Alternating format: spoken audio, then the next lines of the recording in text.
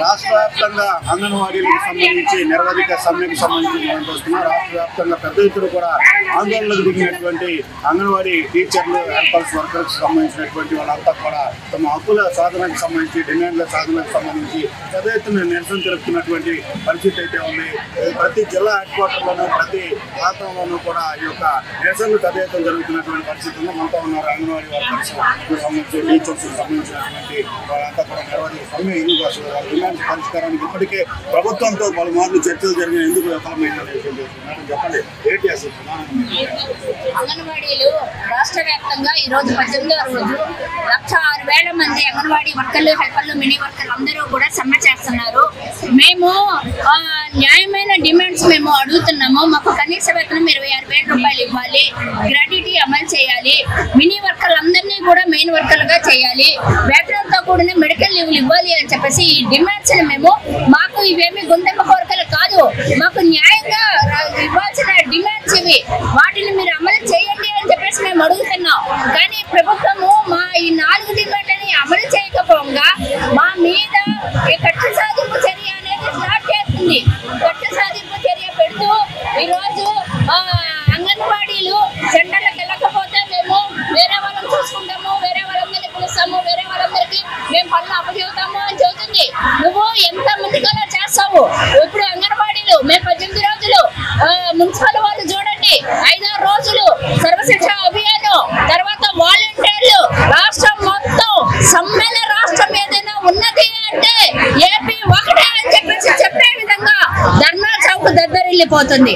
అలాంటి పరిస్థితుల్లో నువ్వు మాకు నేను ఇంత కాదు ఇంత ఇస్తాను అని చెప్పేసి వచ్చి పిలిచి మాతో మాట్లాడాలి, కానీ మమ్మల్ని బెదిరింపు చర్యలకు ఏంటి పాల్పడేది మీరు?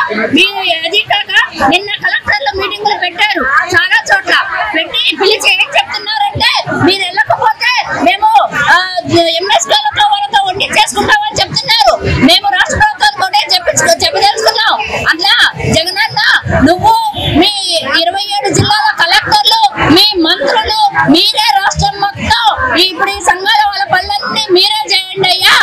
మా అందరి పొట్టలు కొట్టి మమ్మల్ని రోడ్ల మీద కూర్చోబెట్టి మొత్తం నువ్వే పాలన చెయ్యి అని చెప్పేసి మేము చెప్పదలుచుకున్నాము. ఇదే కనుక కొనసాగితే రానున్న కాలంలో ఎంతో కాలం లేదు, ముందుంది చూడండి. మీరు ఏ గతి అవుతుందో మీది చూడండి. ఒక సంఘం కాదు, 2 సంఘం కాదు, 3 సంఘం కాదు, ఇప్పుడే ఇది చౌకే దానికి సాక్షి. కాబట్టి వెంటనే మా సమస్య పరిష్కరించాలి అని చెప్పేసి anganwadi workers and helpers union NTR జిల్లా ప్రధాన కార్యదర్శి సుప్రజ ప్రభుత్వాన్ని డిమాండ్ చేస్తారు.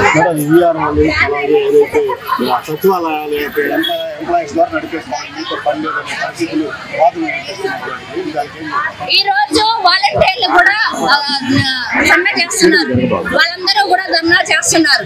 వాలంటీర్లకి కూడా కడుపులు ఉన్నాయి, వాలంటీర్ల కుటుంబాలకి కూడా వాళ్ళకి పిల్లలు ఉన్నారు, భర్తలు ఉన్నారు, కుటుంబాలు ఉన్నారు. నువ్వు 5,000 రూపాయలు ఇచ్చి మీరు బతకండి, 4.5 సంవత్సరాలు ఇది నా సైన్యం అనుకుంటున్నాడు.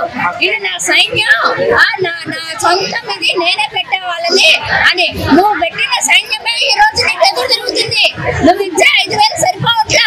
మొన్న హడావిడిగా 750 రూపాయలు పెంచావు. మేము ఏం చెప్పదలుచుకున్నామంటే నువ్వు నెలకి 750 పెంచడం కాదు, రోజుకి 750 పెంచు. అప్పుడు వాళ్ళ కనీస వేతనం రావడానికి అవకాశం ఉంటుంది. అలా కాకుండా 750 రూపాయలు పెంచేసి నేనేదో వాళ్ళకి బాగా పెంచేసినట్టు ఫీల్ అయిపోయి ఇదంతా నా సైన్యం అనుకుంటే ఎలా? ఈ రోజు వాళ్ళే ఎదురు తిరిగి వాళ్ళే రోడ్ల మీదకి వస్తున్నారు. కార్మికుడికి ఎవరు చెప్పక్కర్లేదు. వాళ్ళకి కనుక కడుపు మండితే, కడుపు కాలితే ఎవరు ఆపినా ఆగరు, ఎవరు రమ్మన్నా రారు. అది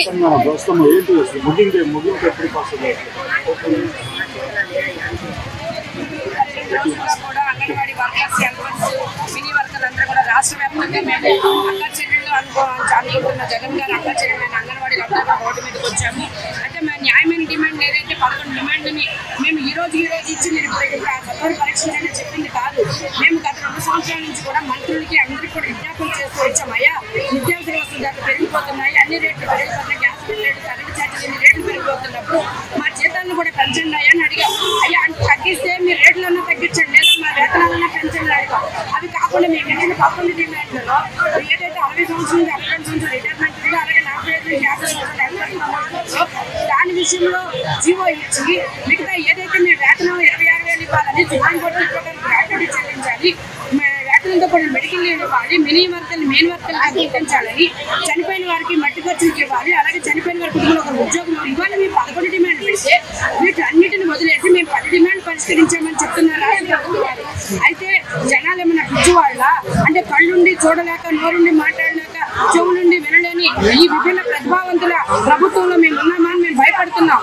మేము అడుగుతున్న డిమాండ్లు ఏంటి, మీరు చెప్తుంది ఏంటి? మా మీద అంగన్వాడీని పోరాటాన్ని బుట్ట చెల్లే విధంగా మేము అన్ని చేసేసామని మర్చిపోసి మాట్లాడుతున్నారు. మేము మెయిన్ గా డిమాండ్ చేసేది ఒకటే, మా కనీస వేతనం 26,000 రూపాయలు ఇవ్వాలి. ఈ రోజు మేము చాలా శాంతియుతంగా అంగన్వాడీ వర్కర్లు ఎమ్మెల్యేలు అందరం కూడా శాంతియుతంగా మేము కార్యక్రమాలు చేస్తుంటే మా వెనకాల ఏదో మీడియా ఉందని, ఏదో రాజకీయ పార్టీలు ఉన్నాయన్నారు. మేము ఏ రాజకీయ పార్టీకి అనుబంధం కాదు.